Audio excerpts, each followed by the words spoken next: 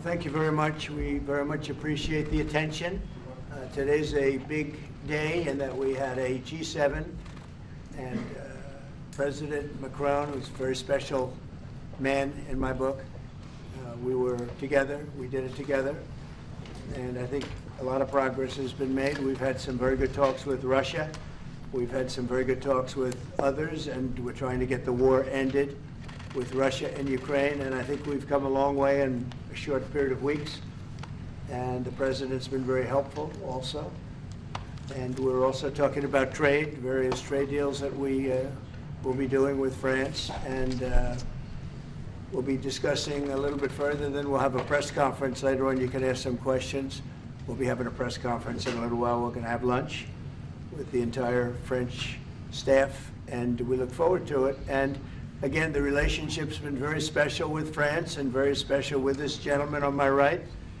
And we look forward to keeping that going for a long period of time. Thank you very much. Thank you. Thank you, Mr. President. Thank you. Thank you. No, thank you. I want to thank Mr. President for his hospitality. We had a good discussion this morning for the G7 here. Yeah. And for the third year of this war in Ukraine, and I think our common objective clearly is to build peace, and a solid and long-standing peace. And this is what we will discuss, obviously, because I have great respect for the bravery and the resistance of Ukrainian people. And we do share the objective of peace, but we are very aware of the necessity to have guarantees and solid peace in order to stabilize the situation. I'm here as a friend because through centuries we've been friends, and we are personal friends, as you mentioned it, because we work very well together. And I think the US and France always stand on the same side, the right side, I would say, of history. Mm-hmm. And this is exactly what is at stake today. And this is a very important moment for Europe as well. And I'm here as well after discussions with all my colleagues to say that Europe is willing to step up, to be a stronger partner, to do more in defense and security for this continent, and as well to be a reliable partner and to be engaged on trade, economy, investment in a lot of topics. So I'm very excited by the discussion we will have, and obviously we will follow up. And I want to thank you again, Mr. President, for your presence for Notre-Dame de Paris. It meant a lot for French people, and I want to thank you for that. That's the cathedral, and they've done a fantastic job. The President's done a great job in bringing it back. That was a terrible thing, like, what, 5 years ago? Yeah. Watching that burn was a very horrible sight, and you've done a fantastic job in bringing it back, so I congratulate you. Thank you for being here. Thank you, Thank you President. very much. Anybody want to ask a question or two? Or is that a foolish question? Thank you, Mr. President. Ukrainians on the critical minerals deal. It looks like we're getting very close. The deal's being worked on, and we're, I think, getting very close to getting an agreement where we get our money back over a period of time. But it also gives us something where I think it's very beneficial to their economy, to them as a country. But, you know, we're in for $350 billion. How we got there, I don't know, but that's a lot of money, a lot of money invested, and we had nothing to show for it. And it was the Biden administration's fault. The Europeans are in for about $100 billion, and they do it as in the form of a loan. And the Europeans have been great on this issue. They understood it wasn't fair, and we were able to work something out. But with the Ukrainians, I think I can say that we're very close. Scott's around here someplace, and I think we can say that we're very, hi Scott, I think we're very close. Do you have something to say about that, Scott? We are very close. The Good. 1 yard line. All right, good. Mr. President, Mr. President. What? would a minerals deal include a security guarantee for Ukraine? Well, it'll be, Europe is going to make sure that nothing happens. I don't think it's going to be much of a problem. I think once we settle, there's going to be no more war in Ukraine, and you're not going to have it's not going to be a very big problem. That's going to be the least of it. Mr. President, we're hearing from some Greek media reporting that the U.S. has agreed to shut down a military base in Greece that's been a logistical hub for NATO. That who shut down? That the U.S. has agreed to shut it down at the request of Turkey and Russia. Is that at all true? Marco, do you have anything to say about it? Please. Sir, that's a no. That's a no. Mr. President. Mr. Is it a President. no? You said? It's a no, sir. It's not a correct story. Thank you. Mr. President, how do you react to people in Europe who say that you are abandoning Ukraine and that you are going to sacrifice the security of Ukraine by making a deal with Vladimir Putin? No, we're helping Ukraine like nobody's ever helped Ukraine before. And I can say this, if I didn't become president, Ukraine would right now still be at a level where there would be no even thinking about a peace. And it was, it's a sad thing that this happened. This would have never happened, this war, if I were president. Zero chance. And it has happened. So my function is to get you out of the war, get them out of the war, let them live. It's a bloody war, it's a horrible war. Thousands of people are being killed a week. And I would say Russia, maybe 700,000 people. I think Ukraine probably a similar number. And that's not talking about the towns and the cities that have been blown up. That's talking about soldiers. This has been a horrible, bloody mess. And we're going to get it solved. We got to get it solved. And you know, we're not talking about America's soldiers, soldiers from this country. We're talking about Russia and Ukraine. But on a humanitarian basis, we have to get this very, very bloody, savage problem solved. And I will say this also, it could lead to World War III if it's not solved. You know, there'll be a point at which it's not going to stop at those two countries. Already there's such involvement from other countries. And it could really lead to a very big war, World War III, and we're not going to let that happen either. Would you support the idea to send European troops in Ukraine to back the ceasefire? European troops may go into Ukraine as peacemakers. So when the agreement is done, they can watch that everything's followed properly. I don't think that's going to be a problem. And a lot of the European countries, I think, I don't want to speak for France, but I know that the presidents talked about doing that also. I think that'll be a very good day when we can go in as peacekeepers as opposed to what's going on right now with everybody being killed. Will they have U.S. backing, those troops going into Ukraine? Will they have U.S. backing from U.S. troops? Well, we're going to have a backing of some kind, and obviously the European countries are going to be involved, and I don't think you're going to need much backing. I think that's not going to be a problem. Once an agreement is signed, Russia's going to get back to its business, and Ukraine and Europe are going to get back to their business. I don't think it's going to be a problem. Mr. President, Can you talk about will you DOGE? meet with President Zelensky soon? What? Will you meet with President Zelensky soon? I will be meeting with President Zelensky. In fact, he may come in this week or next week to sign the agreement, and which would be nice. I'd love to meet him. Would meet at the Oval Office. So the agreement's being worked on now. They're very close to a final deal. It'll be a deal with rare earths and various other things, and he would like to come, as I understand it, here to sign it, and that would be great with me. I think they then have to get it approved by their council or whoever might approve it, but I'm sure that will happen. Monsieur Macron, Monsieur le Président Macron, est-ce que vous pouvez commenter I'll ce qui a be été dit par le meeting with Président? President Putin also, yes. I don't know when we speak. We're trying to get this thing worked out, but yeah, at some point I'll be meeting with President Putin too. Monsieur Macron, s'il vous plaît, est-ce que vous pouvez nous dire quelques mots en français? Mr. I President, can say a few words in French. Yes, yes. No, le président l'a dit, je pense que c'est un moment important. C'est un moment important de la discussion. On veut bâtir la paix en Ukraine et le bilan qui a été rappelé, une réalité, il y a d'1 million de morts et de blessés depuis le début de ce conflit et de cette guerre d'agression. Notre volonté, c'est que cette paix dure, parce que nous avons déjà eu un cessez-le-feu et une paix qui n'a pas été respectée. C'était les accords de Minsk, 1 puis 2.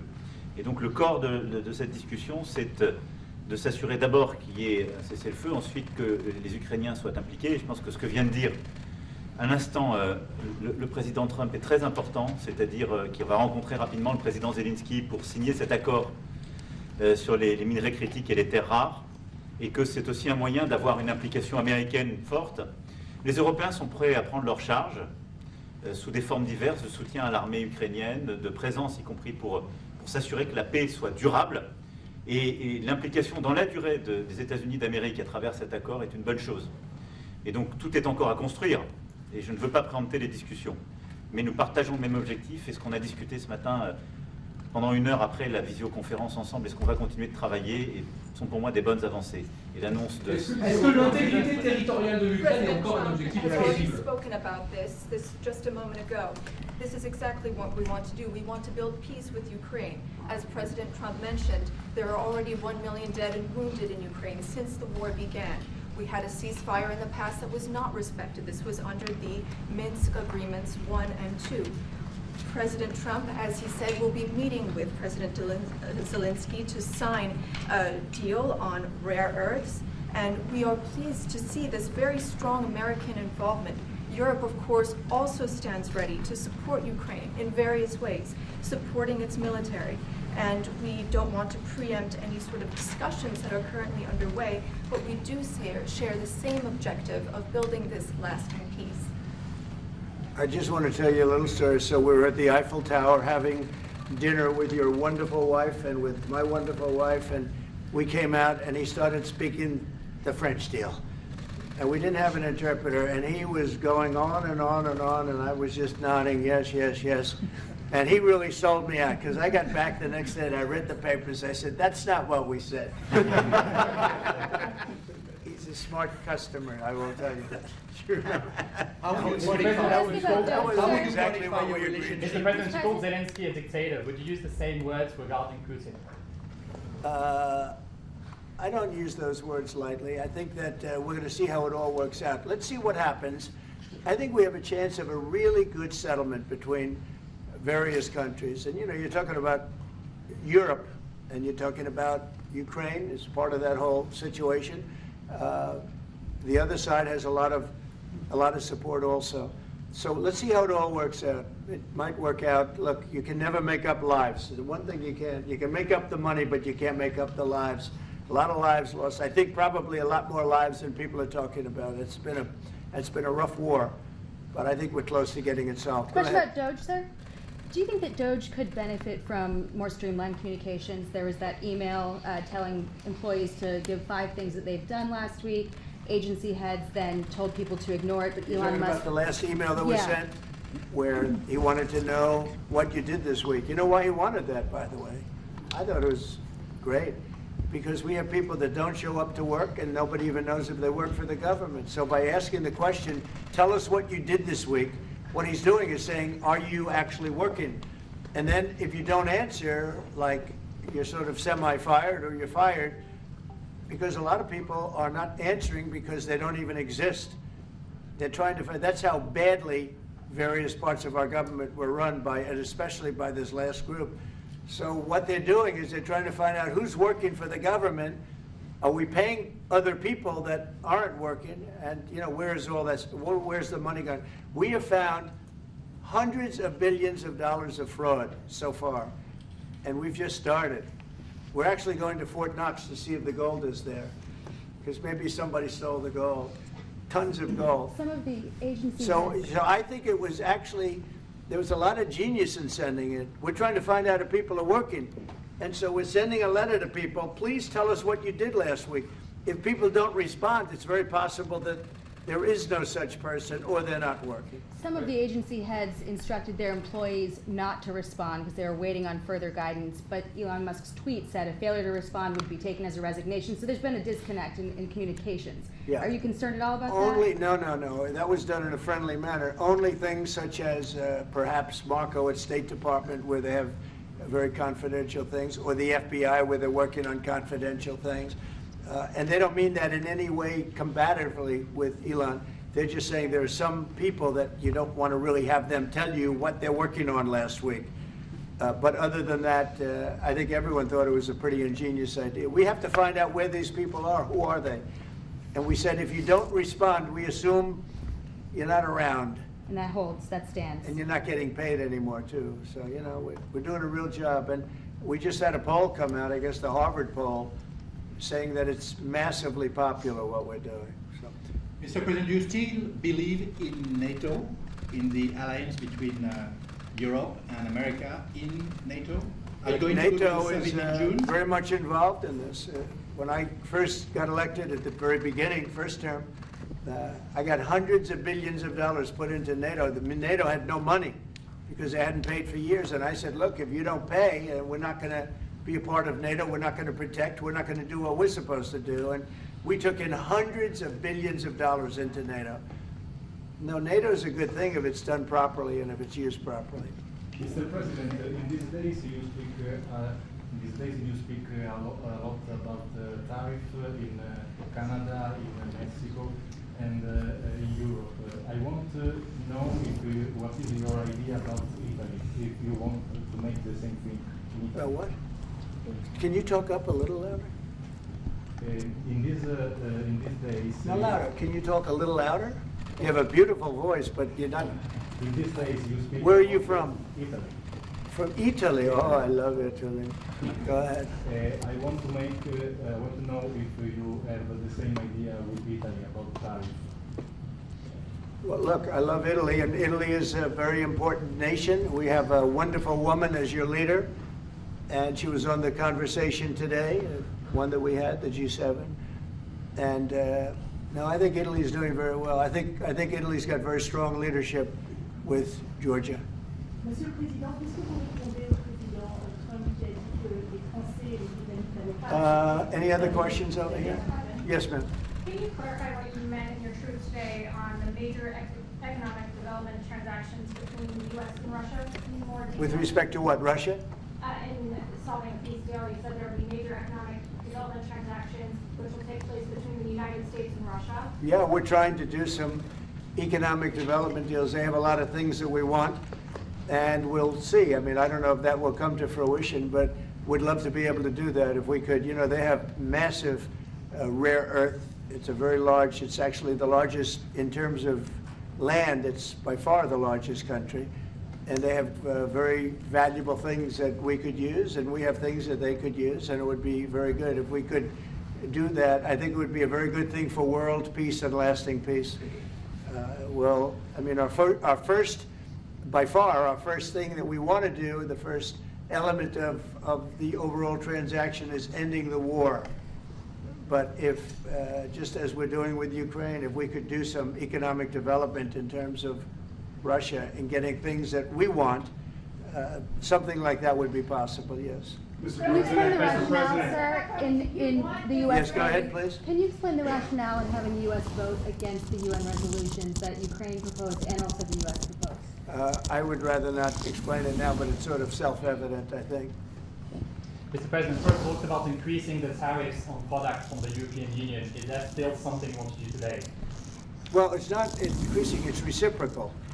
So whatever they charge us, we're charging them. So it's not a question of increasing. If they charge us 20%, we charge them 20%. If they charge us 30 or 40%, then we do that too. So that would be on European Union, but that really would be with respect to everybody. It's reciprocity. So reciprocal. Whatever they charge us, we charge them. Nobody has a problem. Even you, I see you don't have a problem anymore, right? Mr. President, are you thinking of going to Moscow soon, maybe in May for the 9th of May for the anniversary? I mean, not soon, but I would be certainly, if this all gets settled out, which I think it will, sure, I would go there. On the 9th of and May? he'd come here too. On the 9th of May on the Red Square? I don't know the 9th of May, no, I don't. I think that's pretty soon. But no, at the appropriate time, I would go to Moscow. Monsieur le Président, est-ce que l'envoi de troupes françaises ou européennes est envisagé en Ukraine? How soon? Within weeks. Weeks? Yeah, I think so. Right? Don't you think so? I'd like to have you. I think we could end it within weeks if we're smart. If we're not smart, it'll keep going, and we'll keep losing young, beautiful people that shouldn't be dying. And we don't want that. And remember what I said, this could escalate into a third world war. And we don't want that either. Mr. President, your envoy Steve Witkoff suggested a temporary ceasefire in the conflict, but the Russian government has denied that out of hand. Are you worried that they're not dealing in good faith? No, I think they, at some point, will agree to that. I think they probably wanted to. And I think once you have a ceasefire, it's going to end, because they're not going from a ceasefire back to war. I think people have had they're full. I'm just glad I was able to help because there was no communication with Russia until I came along. Biden didn't communicate. He couldn't communicate with his own child. So Biden didn't communicate. He couldn't, it was terrible. He hadn't spoken to Putin in 3 years. You're trying to end a war. People are being killed. Every week, thousands of people are being killed. Soldiers, in this case, mostly. Also towns, you know, as missiles go in and back and forth. No, it's a shame. This should have never happened. This is a very sad, this is going to go down in the history books. This is a very sad moment because that should have been stopped. That should have never started. And if it did start, it should have stopped the first week, not 3 years later. Okay? Je vais répondre, if you allow me, because I have juste, je pense que plusieurs questions de vous et de votre collègue qui ont été posées en français et qui rejoignent les questions posées par les collègues américains. D'abord, cette discussion est utile et construire la paix est une nécessité. La deuxième chose, c'est qu'il y a aujourd'hui une capacité de dissuasion qui est restaurée et que c'est ce que veut dire le président Trump quand il dit qu'il n'y aura plus de problème. Je pense que la force du réengagement américain aujourd'hui, c'est en quelque sorte l'incertitude aussi pour le président Poutine. Et donc il y a une capacité de dissuasion qui est là, qui permet de sceller d'abord sans doute une trêve, la capacité à vérifier que cette trêve est respectée, et ensuite un accord de paix qui permettra de reconstruire l'Ukraine, mais de lui apporter aussi les garanties de sécurité. Dans le cadre de ces garanties de sécurité, nous pensons que nous avons notre rôle à jouer. Et donc, on verra à ce moment-là de la discussion, je ne veux pas l'appréhender, ce qui est nécessaire pour que l'Ukraine puisse rester un pays souverain. Et d'ailleurs, dans les discussions entre l'Ukraine et les États-Unis d'Amérique, il y a cette question d'une souveraineté ukrainienne qui est respectée.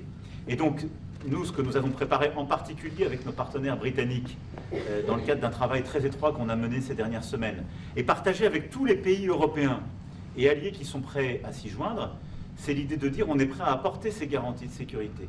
Les conditions, elles doivent en être définies. Par l'envoi de troupes. Elles doivent être définies par l'accord. Ça peut aller jusqu'à l'envoi, comme l'a dit le président, de troupes qui iront observer que la paix est bien respectée, qui iront se positionner, pas sur la ligne de front, pas pour justement, en quelque sorte, être dans le conflit, mais marquer une présence comme une garantie.